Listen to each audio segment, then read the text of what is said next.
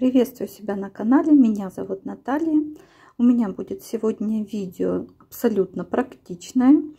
Я буду вязать аксессуар для двух шапок жаккардом. У меня есть пряжа, это китайская полушерсть. В принципе, метраж тут абсолютно носочный, 420-400 метров на 100 грамм. Я в видео о планах показывала, из чего я выбирала, какой я аксессуар хотела.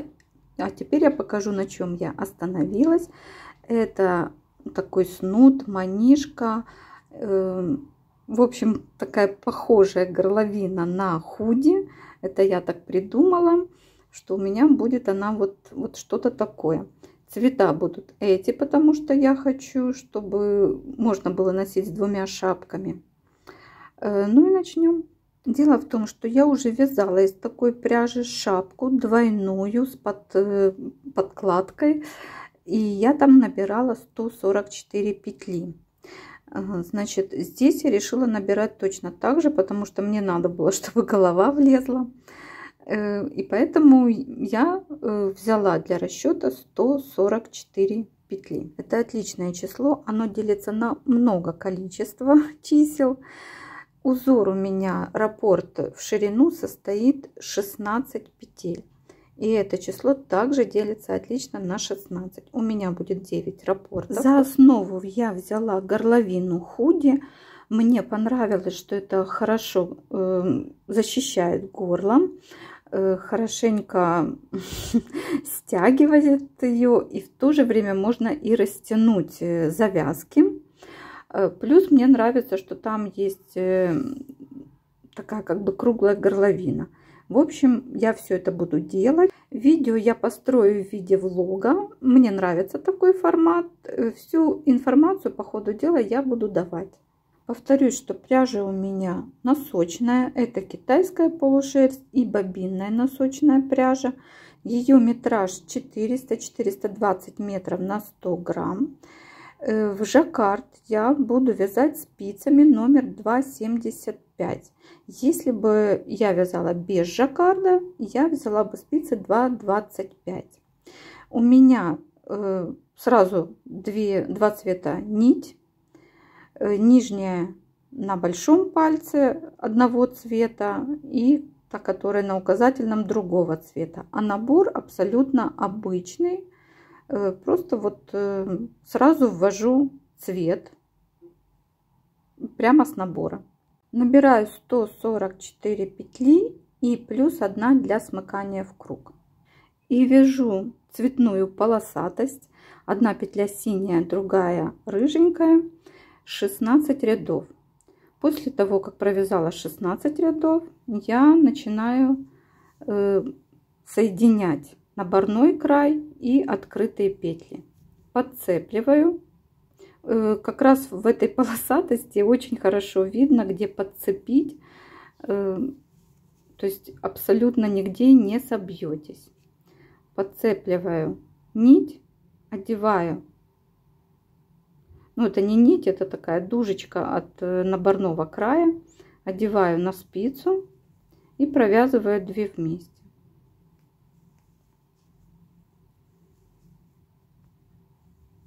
Это что касается кулиски.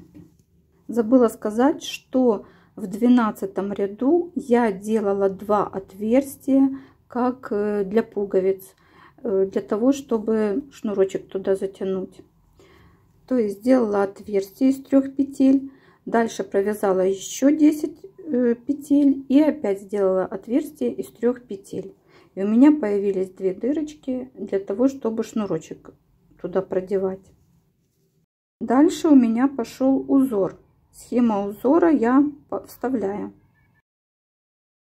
Немного рабочего момента засниму. Вот так у меня получается. Вот моя кулиска. Дальше идет узор. Ну, сейчас вот, допустим, мне уже как-то нравится. А поначалу я, вот когда я дошла вот до этого момента, у меня разные мысли были, в том числе и вообще распустить, и даже поискать какие-то другие цветовые сочетания. Значит, когда я подбирала вот эту гамму, я делала небольшой такой, я не могу сказать, что это образец был, просто полосочками, делала полосочки для того, чтобы понять, сочетаются ли эти цвета или нет. И они у меня полосочками отлично сочетались. Но когда я начала делать узор, что-то мне как-то вот не очень понравилось. И я на какое-то время отложила, я начала подбирать другие цвета. И в принципе я поняла, что нет, цвета я подобрала вот те, что мне нравятся. То есть первый мой вариант, вот этот вот, мне все-таки больше нравится. И поэтому хорошо, что я не распускала. Я продолжила вязать. И, в общем, сейчас я как-то по-другому на это смотрю. Вроде мне все нравится, да. Значит, в первой части, когда я снимала влог, да, я говорила про второй слой. Может быть, вы тогда не понимали, о чем я говорю. Но вот сейчас, значит, что будет второй слой. То есть нитка тонкая, 420 метров на 100 грамм, 400 метров на 100 грамм. Даже в жаккарде она такая себе, как для утепления для горла, она все-таки слабовата. Вот и шапки я жаккардом вязала, у меня все равно была вот эта внутренняя часть. И здесь я буду делать то же самое. У меня тоже тут будет внутренняя часть, вот за эти штучки я буду цеплять и вязать.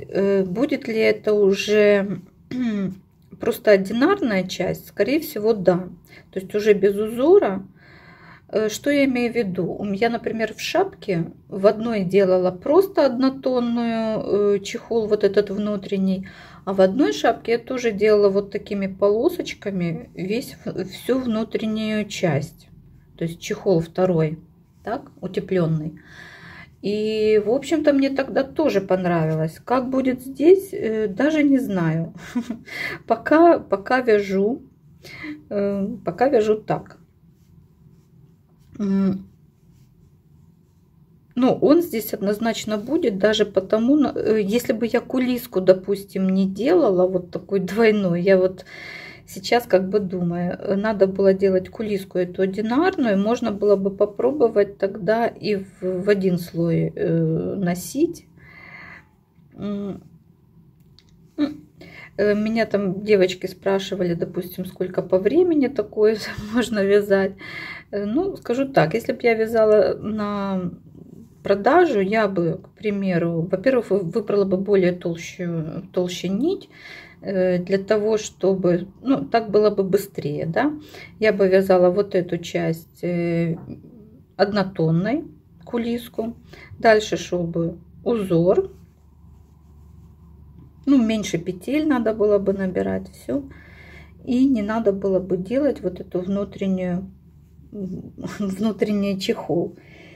Но я внутренний чехол планирую делать, причем я его планирую делать только вот там, где будет горло. А когда уже пойдет расширение на круглую кокетку, скажем так, то есть у меня тут планируется еще расширение, то там я уже двойное мне не надо будет, я так думаю.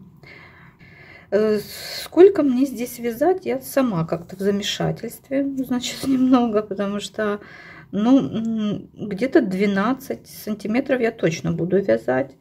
То есть я так посчитала, что это как минимум 3 раппорта я свяжу. То есть вот у меня пошел уже 3-й раппорт. Вот у меня вот.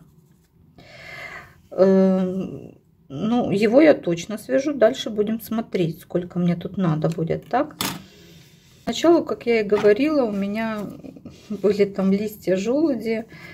В общем, я рада, что я от них отказалась. Вот чем дальше смотрю, тем мне эти листья уже и в лапопейсах, и в носках, особенно в носках, и я поняла, что нет. Вот после носков я уже тут листья точно не хочу. Поэтому я рада, что я отказалась и занялась геометрией этой. Кстати, хочу сказать, что вот эта схема, она хороша, вот если вы не знаете, что делать как бы с началом ряда, и вы из-за этого там не хотите вязать, может быть, и носки, ну, то, что вяжется по кругу, да, то вот эта схема, она вполне приличная в этом плане. Вот я ничего тут не делала, то есть начало ряда у меня и начало ряда, вот оно. Да, сменяется только нить. И на этом все. Вот такая схема. Я оставлю ее, сфотографирую свое произведение, когда закончу. И вставлю схему в сообществе. Так что пользуйтесь. В плане, значит, вязание с двух рук. Это вот когда одна нить вот здесь вот, да, вот здесь, а вторая основная здесь. Значит, мне не очень понравилось. Я очень долго это все делаю. Как-то мне, ну, несподручно это. Поэтому я делаю, вот у меня сейчас какой ряд? Вот этот. Значит, 3 синих, 2 ириски. Так, вот у меня 2 нити мои. Так, вот, допустим, синяя, это у меня основная. Она идет у меня, я ее буду брать снизу. А ириску я беру сверху. Она у меня как бы не основная. Значит, 3 синих, 2 ириски. 1 синяя. 2 ириски. То есть я их не перекручиваю, а вот как они, одну я беру, то есть синюю я беру с-под низа, а ириску я беру сверху. И так все время. У меня не перекручивается. Даже если я беру другой цвет, вот допустим белый, то есть база у меня идет снизу, узор у меня идет сверху, нить, ну вот таким образом.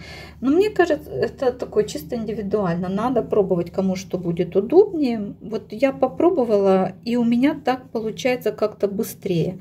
Да, но тоже тут меняешь туда-сюда, обратно там, но все равно это как-то, ну у меня вот этот вариант получается более быстрее, чем когда я делаю с двух рук. Возможно, это дело такое привычки, тем более я сейчас, допустим, вяжу стоя, и мне неудобно, когда на весу. Может быть, если бы я сидела, то мне, допустим, с двух рук было бы удобнее. У меня бы лежала вот эта штука здесь, а так как я вяжу стоя, то мне удобнее вот так вот менять нить. И таким образом у меня все протяжки, видите, ровно, ничего нигде не провисает, но и не стягивает. Ну, в общем, я хорошо, получается, контролирую здесь. Единственный нюанс, вот когда идет вот смена нити, то тут немножко надо равнять вот начало ряда. Но вот схема, опять-таки скажу, схема отличная, так что если у кого есть страх перед тем, что он не справится вот с этим переходом, вот можете брать эту схему, она хорошо работает. Вот так. Ну, мне нравится. Я вот сейчас смотрю, как-то так мне в жизни вроде не очень, когда смотрю сейчас в экран, мне прям очень нравится. Сейчас это горлышко мягенькое, но когда будет второй слой, будет стоять более жестко, и поэтому я считаю, что больше 12 сантиметров там точно не нужно будет. И все, я пойду делать расширение. Что я имею в виду? Закончился мой раппорт, и я через 3 петли делаю прибавочную петлю. 3 петли и прибавила. Дальше у меня пошла другая схема. Это схема от Лапопейсы Drops. Я оставлю ссылку внизу. Это кусочек схемы. После прибавок через 3 петли я делаю прибавки по схеме. Вы также можете выбрать какой-то другой элемент из схемы. Также можете продолжать и этим элементом, который вот делала я после прибавок. Я использовала принцип круглой кокетки. Вы можете делать то же самое. Продолжаю двигать свой процесс. Внутренность я не делаю, я это буду делать позже. Я сейчас закончу, постираю вот эту часть, разложу и посмотрю, как это будет смотреться, ну, как бы окончательные результаты. Только после этого я уже буду делать второй слой.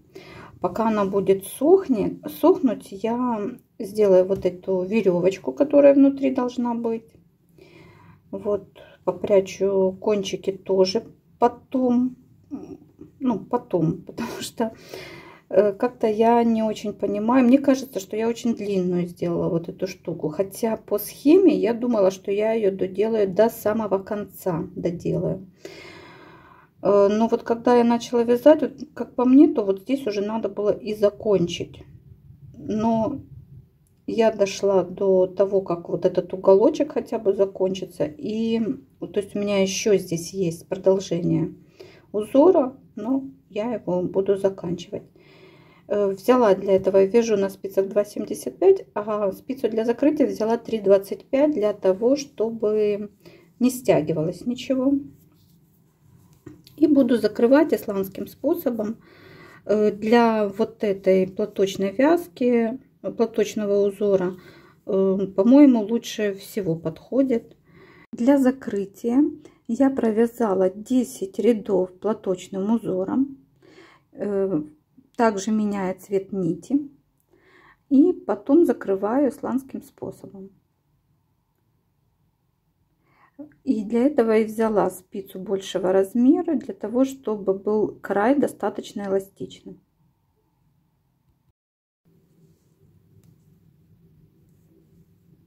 Может, плохо видно?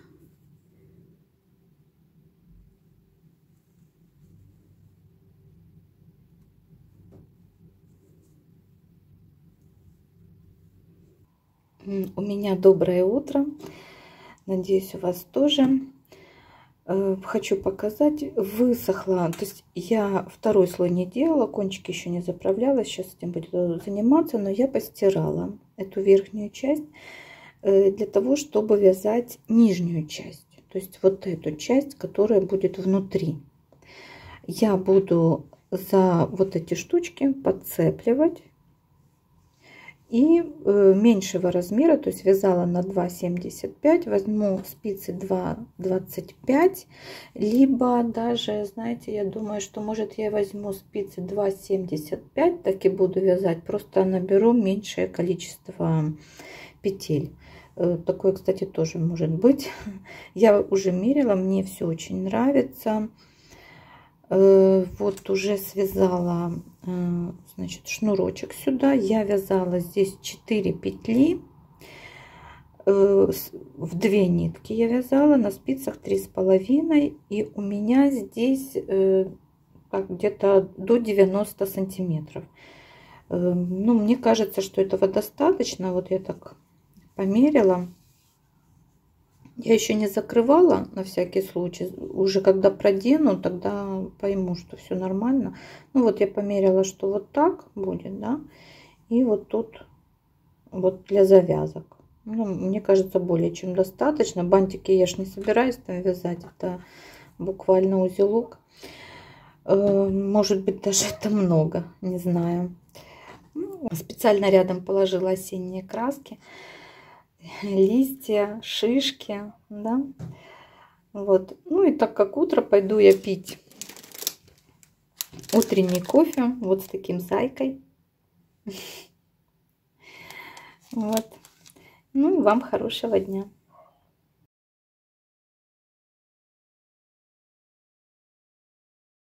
Хочу немножко рассказать про внутреннюю сторону, да. Я вот подцепила петли, но я внутреннюю сторону вяжу точно таким же номером спиц, как я вязала жаккард. Поэтому я добирала вот 5 петель набираю, 6 пропускаю, 5 петель набираю, 6 пропускаю. Почему я хотела таким же номером спиц вязать? Для того, чтобы мне легче было считать ряды. И когда я провяжу вот эту часть длинную, да, я хочу ее вот здесь вот прицепить при закрытии. То есть я связала, у меня тут 3 раппорта в высоту провязано, это 30 рядов, так. И я и здесь спицами 2,75 провязала тоже, я провязала 29 рядов, так. И теперь я хочу при закрытии подцепливать вот здесь вот нити. Значит, подцепливать я буду вот в этих местах. У меня раппорт 16 петель. И вот вот где-то вот здесь вот, значит, я взяла вот так вот с внутренней стороны маркерами, подцепила те петли, за которые я буду их подцепливать. Так, вот у меня 9 раппортов получается в ширину, у меня 9 маркеров, и я их иду и подцепливаю. Но так как у меня петель здесь другое количество, я посчитала свое количество, у меня получилось, по-моему, 117 петель, так? Да, я 117 петель поделить на 9 раппортов, чтобы подцепить за каждый раппорт, так? Это будет, значит, 13. 12 петель я закрываю так, а 13-ю петлю я буду закрывать, подцепливая вот этот маркер. То есть, ну, хочу просто показать, потому что так будет, наверное, удобнее. Вот я только что подцепила, так, один маркер и иду к следующему. То есть я делаю закрытие такое себе обычное и считаю. 1, 2. То есть мне надо закрыть таким образом 12 петель, 13-ю, 12. Так, теперь я беру следующий маркер, который у меня тут идет. Вот моя подцепленная петля, вот следующий маркер. То есть я подцепила, ну, я подцепливаю специально за синенькую ниточку. Я ее сразу вот так одеваю, пока не спускаю даже с маркера, чтобы она не потерялась. Я убираю маркер. Смотрю, чтобы был не перекрученная она. Так. То есть дужка это была, чтобы не перекрученная, чтобы меньше тянула. Одела и вместе с той петлей, которую мне надо сократить, я провязываю лицевой и закрываю. Все. И иду дальше. Опять лицевая, набрасывая, лицевая, набрасывая. Ну, таким образом я подцеплю.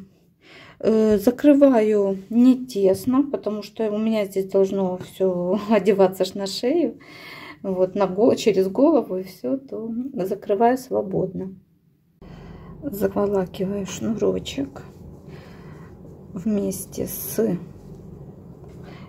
вот таким маркером. Что-то я ничего более достойного не нашла. Сейчас заодно померяю, хватает ли мне. Специально не закрывала. Хочу вам показать. С большим трудом, но все-таки не просто его там вытягивать. Вот эту штуку. Но я вытянула. Ой, а почему у меня так получилось? Это я, конечно, молодец. Так, ну ничего. Я сейчас просто хочу померить, достаточно ли мне вот этого шнурка. Так. Вот я померяю. И тогда уже все обрежу и заправлю. Я думаю, что более чем достаточно. Вот на самом деле. Вот оно как тянется. Да. Все мягко. И тут мягко. Вот. Тут мягко. Я буду завязывать. Даже если вот так, то вот так. Ну, на бантик я его все равно завязывать не буду. Так что я обрезаю и прячу кончики. По расходу. Весь снуд весит 82 грамма. Кстати, я его называю снуд, но может это как-то вообще-то по-другому называется, то пишите мне. Значит, весь снуд 82 грамма. Так, и вот этого цвета, это самый темный цвет, завязочки, кулиска. Вот здесь полоска, вот здесь орнамент и внизу. Здесь 22 грамма ушло. Значит, я взвешивала по остаткам моточков. Ушло 22 грамма. Вот этот цвет, орнамент и вот здесь орнамент. Ушло 12 грамм. И вот этот белый цвет полосочки, вот орнамент и полосочки. Ушло 8 грамм. Ну, немного удивляет расход вот этого. Как-то мне казалось, что его должно быть больше. Но я перемеряла, это точно. Еще такой момент. Значит, у меня здесь получается 4 линии прибавок. Первая прибавка, самая основная, через 3 петли. Дальше идет 2 прибавки по вот этой схеме от Drops. Дальше я вот здесь вот делала прибавку. Значит, у меня здесь идет платочный узор. И в первом лицевом ряду я делала прибавку через 25 петель. Каждые 25 петель. Так.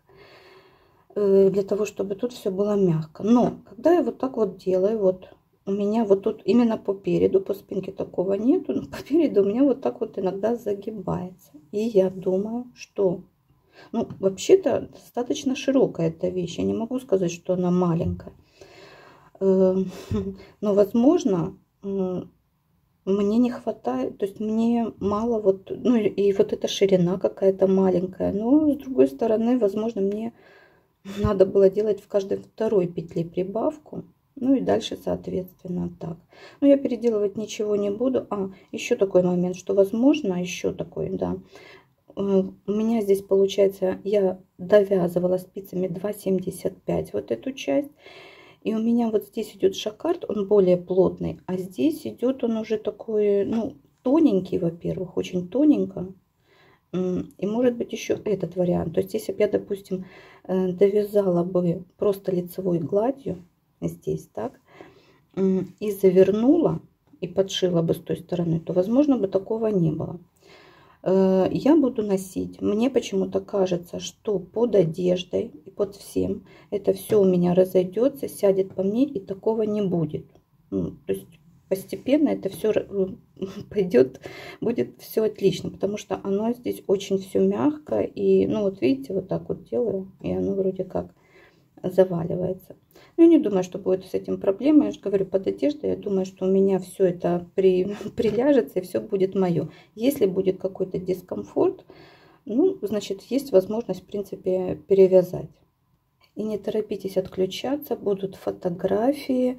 Обязательно покажу и расскажу плюсы и минусы именно этого снуда, как его носить и как его можно использовать максимально удобно для себя.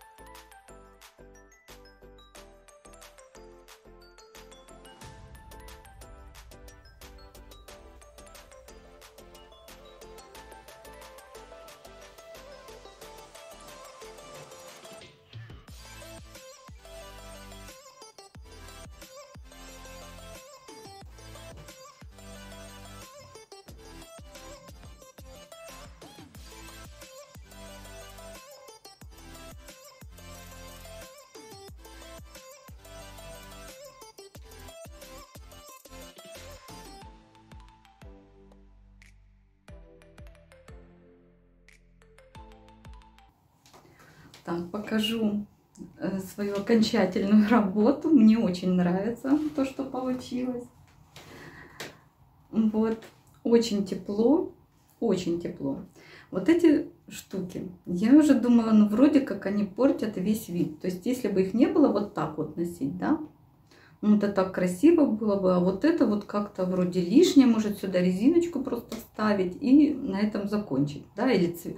Ну, не знаю, или цвет какой-то другой, может быть. Ну, вот так вот лучше вроде без них. Но, когда я уже начала крутиться, мне, естественно, жарко сейчас, тепло, да, я поняла, что вообще-то это классная вещь. То есть, когда тебе надо, ты ее затягиваешь больше, она при тебе. А когда не надо, ты это все распускаешь, у тебя вот тут все дышит. Мало того, я могу еще это и вывернуть. И в этом случае я еще думаю, как хорошо, что я заморочилась вот этой тыльной стороной. То есть я могу выворачивать, у меня тут все красиво, у меня тут дышит шея. Ну, мне это, например, очень нравится. В общем, я довольна, что я как-то сильно очень заморочилась с этими слоями. Выше делать не надо. Вот я поняла, именно в этом случае, когда очень много слоев, то есть жаккард плюс внутренний слой. Если бы оно было выше, то был просто какой-то колтун. Конечно, если делается без внутренней стороны, то да, должно быть какая-то длина больше, и тогда она должна собираться, и вот этими складками она тут будет греть. Но если это жаккард, то тогда вот такой вариант, ну, как-то будет не очень красиво выглядеть. Ну, это так, к сведению. В общем, пишите мне, что вы думаете о моей работе. По факту я оказалась очень довольна. Знаете, бывают разные эксперименты, такие вещи, которые ты вяжешь, вроде они красивые, но они не практичные, а бывает и наоборот. Вот у меня была мысль, что надо убрать эти завязки, но теперь я поняла, что они здесь просто идеально подходят. Возможно, поменять надо цвет, вот это я не знаю, кстати, но так мне все очень нравится. Буду рада вашим комментариям, поддержке и подпискам. Всего доброго, до новых встреч, пока!